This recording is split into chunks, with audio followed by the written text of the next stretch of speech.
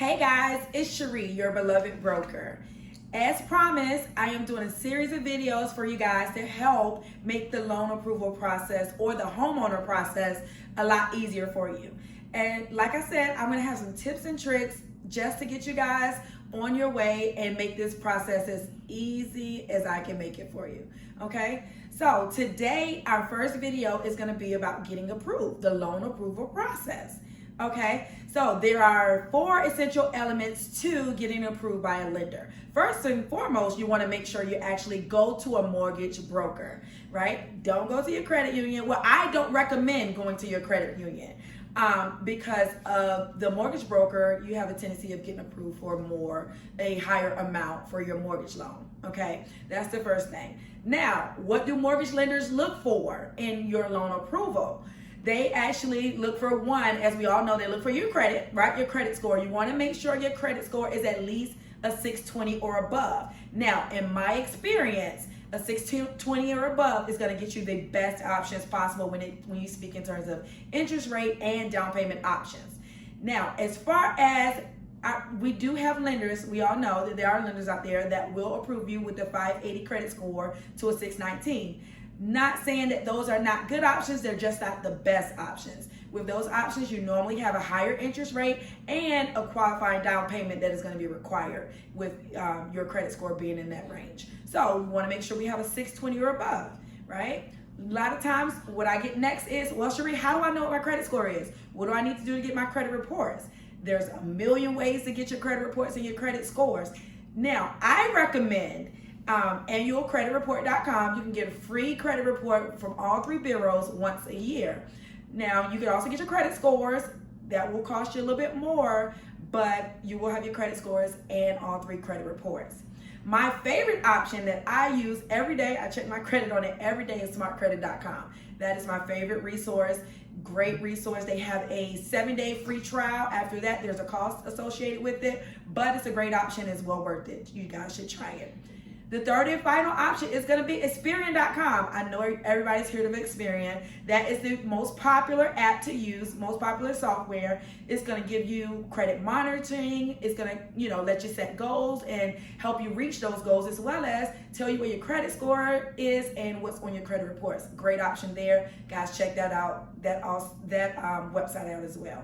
So those are 3 of my recommended websites to use to get your credit report and your credit scores. Right. The second question that I get when it comes to credit is, okay, so what does lenders actually look for on your credit report? So the first thing they look for is a great payment history. You want to have at least 12 to 18 months of great payment history. So what that means is no late payments, right? No defaults, no collections, all that good stuff is gonna put you in a great place when it comes to a great payment history. Now, another thing they look for is at least 3 open lines of credit in good standing. Now, 3 open lines of credit, what does that mean? That can be a car financing, it can be a personal loan, student loan, or a credit card of some sort.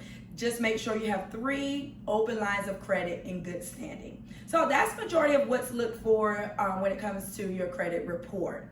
Okay, now we want to talk about the second qualifying document that's going to be required, which is your bank statements.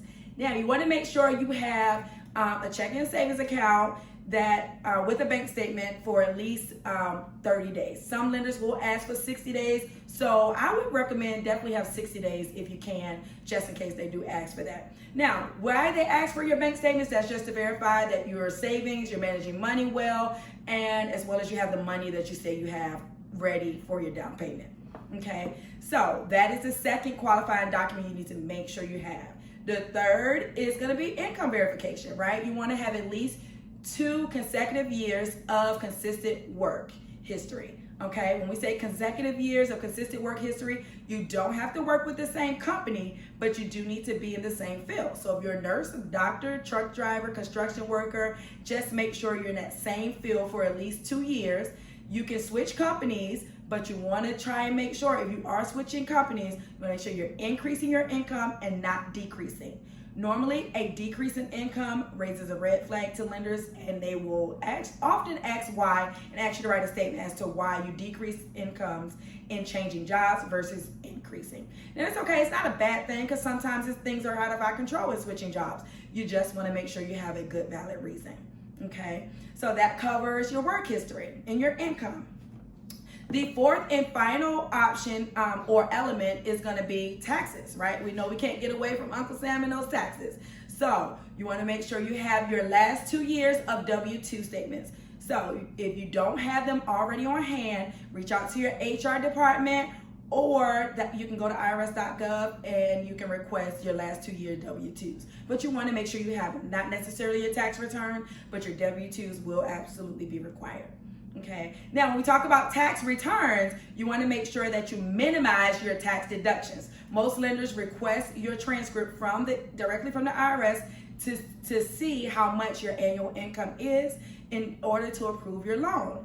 Now, you want to make sure you're going to be able to maximize that to get the home that you want. And I want all of you to get qualified for the home that you want. So in order to do so, you want to minimize your tax deductions. This way you can use all of your annual income towards your qualifying amount for your dream home. Okay, so there it is. Those are the 4 essential qualifying documents that you're going to need, or things to get in place to get your ducks in a row to start your home loan approval process and to get qualified.